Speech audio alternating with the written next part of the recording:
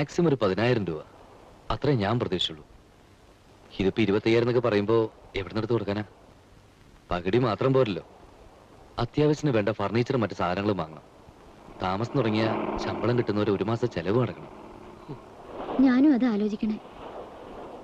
നമുക്ക് വിധിച്ചിട്ടില്ലെന്ന് കരുതിയാൽ മതി വിഷ്ണുട്ടാ. കരിമ്പായോട് പകുതി കുറഞ്ഞ് വേറെ ഏതെങ്കിലും വീട് നോക്കാൻ പറഞ്ഞാലോ? എത്ര പ്രയാസപ്പെട്ടിട്ട് ഇത് തന്നെ ഒത്തു വന്നത്. വേണ്ടാന്ന് വെച്ചാൽ പിന്നെയും കാക്കേണ്ടി വരില്ലേ കുറെ കാലം കൂടി. അല്ലാണ്ട് ഇപ്പൊ എന്താ ചെയ്യാ? എങ്ങനെയെങ്കിലും കാശുണ്ടാക്കണം. 5,000 രൂപ പകുതി കൊടുക്കാൻ വെച്ചിരുന്ന കയ്യിൽ തന്നെ ഉണ്ട്. ഓഫീസിലെ മാനേജർ വേദമണി സാറ് കുറച്ച് എമൗണ്ട് ലോൺ തരാൻ ഏറ്റിട്ടുണ്ട്. അതും പുള്ളിയുടെ ഓൺ റിസ്കിൽ. ആ സേട്ടൂൻ എന്നെ കാണുന്ന തന്നെ ചതുർത്തിയ. അതാ കുഴപ്പമായത്. എങ്ങനെ അരിച്ചു പറിക്കാലും പകുതി എമൗണ്ടിൽ കൂടുതൽ അപ്പോഴും ആകുന്നില്ല. ഇത് വെക്കാം നമുക്ക്. എല്ലാം കൂടി ഒരു 10-15,000 രൂപ കിട്ടും. അപ്പൊ കണക്ക് കൂട്ടിയാ മൊത്തം 25,000 രൂപയോളം ഉണ്ടാവില്ലേ? അത് മതിയാവില്ലേ? ആകെ കുറച്ച് ആഭരണല്ലേ ഉള്ളൂ വരുന്നതേക്ക്. അതെടുക്കണ്ട.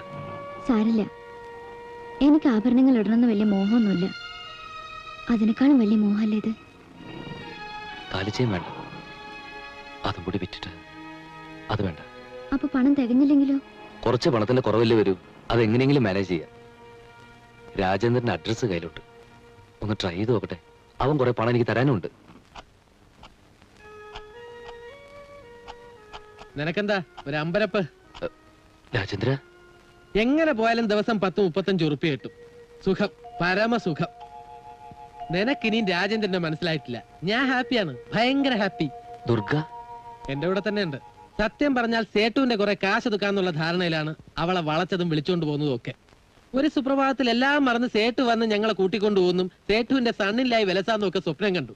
സ്വപ്നം കാണാൻ ആരുടെ സമ്മതം ആവശ്യമില്ലല്ലോ.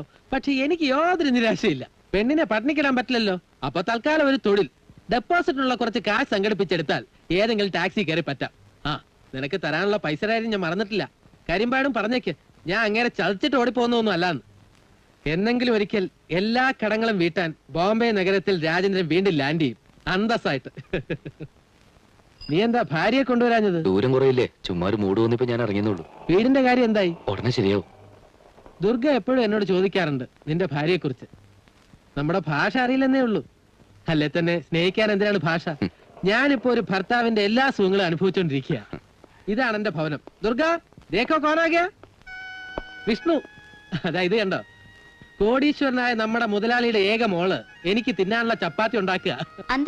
അകത്ത് സ്ഥലം ഉണ്ടാവില്ല, നമുക്ക് ഇവിടെ ഇരിക്കാം. आपकी बीवी कैसी है? ठीक है.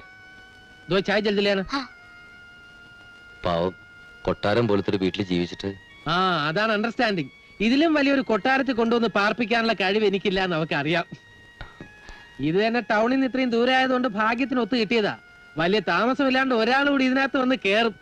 അതെങ്ങാനും ഇരട്ടായ എന്റെ കാര്യം